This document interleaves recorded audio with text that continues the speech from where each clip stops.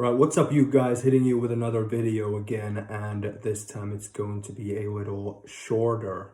So for anybody interested, I thought it'd be a nice idea to make a video about podcasting where I'll share all the possible tips that I can give you with the experience of approximately 6 months that I have myself. In short, my podcast background is such that for about 4 years, maybe 3.5, 4 years, I did short 15, 20-minute podcasts just as a hobby, basically, for a small group of friends. I did it privately for a small group of friends who then, they listened to the episodes, gave me some feedback, and I was also, because I wasn't doing it in a professional way or a regular way, for that reason, I might have gone doing a couple of episodes one week, and then there might be several weeks with 0 episodes, nothing happening there. So it was really on and off, and it was kind of a practice the skill type of thing. But what I do know, what I did learn during these 3 to 4 years was that I enjoyed doing them, and I just waited.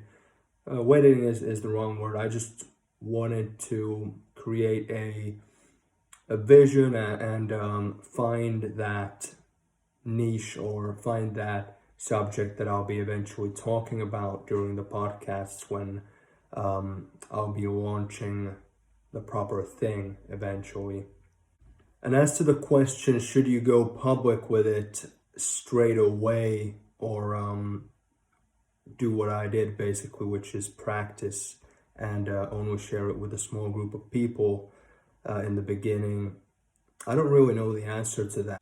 I mean, I don't really know the reason why I did what I did. It kind of just happened that way. I guess I was never really too afraid to go public with it. It's more like I had this built-in respect for anybody who would be listening to these podcasts beforehand, and I was just thinking, I don't want to go public with this thing before I'm good enough and before I've practiced enough. So it was more of a quality related thing for me. The other reason why I did it the way I did it was that I had less time for it when at the time when I was just practicing, and I always wanted it to be a regular thing. Like, if I go public with a podcast that is supposed to be regular, maybe once per week or once per 2 weeks, whatever the number is, I wanted to be able to keep to that and stick to whatever publishing schedule you have planned.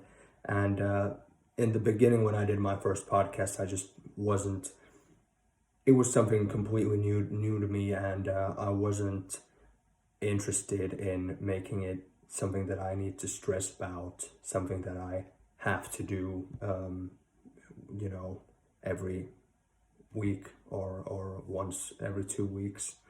So yeah, I guess I just built a kind of stress-free environment to practice the skill, where at the same time it's obviously not just me listening to them. So there was people who could give me, people I know well and people I trust who could give me feedback, and also give you that, that kick in the butt when you need it, constructive criticism and all that stuff.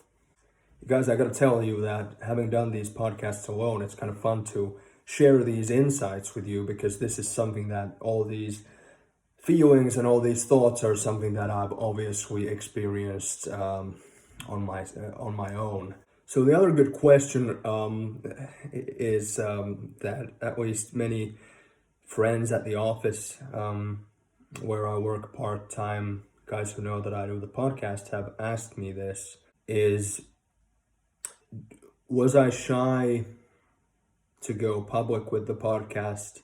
I mean, it freaked me out at first, but the thought of everybody hearing about this never it never prevented me from going public with it.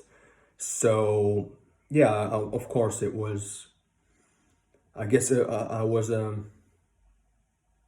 I guess shy is the wrong word, but I'm a human being, and I guess I was nervous at first. I remember the moment clearly. We had done our first proper episode, which was actually really good. This was fun doing it. I did it with a friend of mine, and we got like split in two halves and got like 1.5 hours of recorded material together. I remember the moment when I had a Facebook post written about basically just saying that, hey guys, I've started this thing, and you know, go and check it out. Go and listen to the episodes, and yeah, give me feedback or whatever. Yeah, that moment kind of freaked me out, because in that moment was like there's that feeling of, okay, here we go. Now everybody in my own, so it being Facebook, everybody in my own social circle is going to know about this now. So you do definitely expose yourself in that sense. But the funny thing for me myself is that in after doing that, several months later, starting this YouTube channel just for basically for trying something new and for the fun of it. Starting this YouTube channel, I didn't have any of those nerves that I had when I went public with the podcast. For some reason, it just, for me, the way I felt about it is that exposure is exposure. And going public with the podcast, I've already exposed myself. So after that, it was like, with doing the YouTube video, it was actually pretty easy because it was like, what the heck, I'm out there already. So we'll see how this thing goes. So if you ask me how's the best way to get started with podcasting, the first thing is just get started with it. After all, if you're shy, if you're nervous, anything like that, once you've recorded it and you have the file, nobody says you have to. Nobody says that you have to publish that file, so you can keep it to yourself, or you can, you can just practice by keeping the file. You can just practice by recording some stuff of your own and listening to them on your own, or asking for a small circle of friends to listen to them, and do what I did, which is practice first. And you'll learn a lot about editing audio if you need to. You'll learn about planning, mapping out the episodes beforehand, and all that stuff. But the other piece of advice is actually something that I didn't do myself. I couldn't do it, which is that I don't recommend going alone.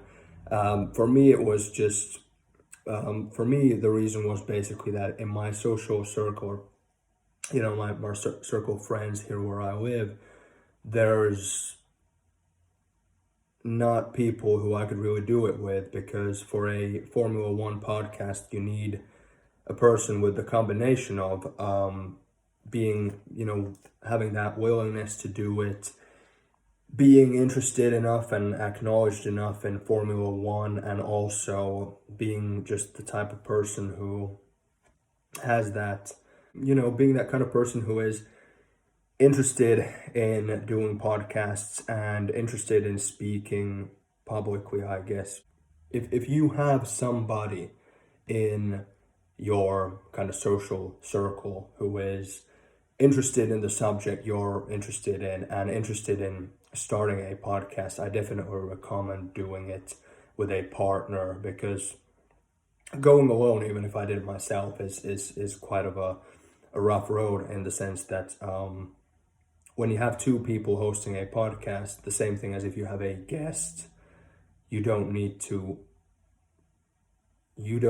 talk all the time.